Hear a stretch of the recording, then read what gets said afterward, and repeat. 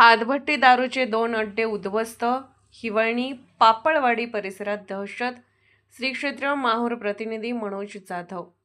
माहूर तालुक्यातील मौजे हिवाळणी पापळवाडी येथे मासरेड अंतर्गत झालेल्या कारवाईत अवैधरित्या हातभट्टी दारू गाळपणारे 2 अड्डे उद्ध्वस्त करून पोलिसांनी 650 लिटर दारूचा नाश करून पोलीस निरीक्षक देवीदास चोपडे यांच्या मार्गदर्शनाखाली सहाय्यक पोलीस निरीक्षक संदीप अन्य बोईनवाड यांनी 2 आरोपी विरुद्ध गुन्हा दाखल केल्याची घटना दिनांक 14 रोजी दुपारी 12 वाजता घडली आहे.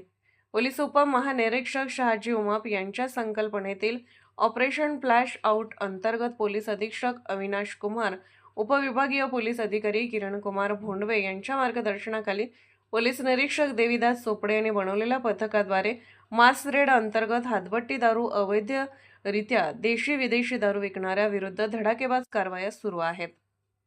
दिनांक 14 रोजी गोपनीय माहिती मिळाल्याने हिवळणी पापलवाडी परिसरात 2 ठिकाणी हातभट्टीची दारू बनवित असल्याची माहिती मिळाल्याने पोलीस निरीक्षक देवीदास चोपडे यांच्या मार्गदर्शनाखाली सहाय्यक पोलीस निरीक्षक अन्य बोईनवाड यांचे सह पथकाने एका ठिकाणी 600 लिटर रसायन तर दुसऱ्या ठिकाणी 50 लिटर बनवलेली दारू असा एकूण 650 लिटर माल ज्याची किंमत 39,000 रुपये त्या ठिकाणी धाड टाकून सदरील दारू बनवण्याचे रसायन व बनवण्यात आलेली दारू नष्ट करून दोघांविरुद्ध कायदेशीर कारवाई करण्यात आली आहे.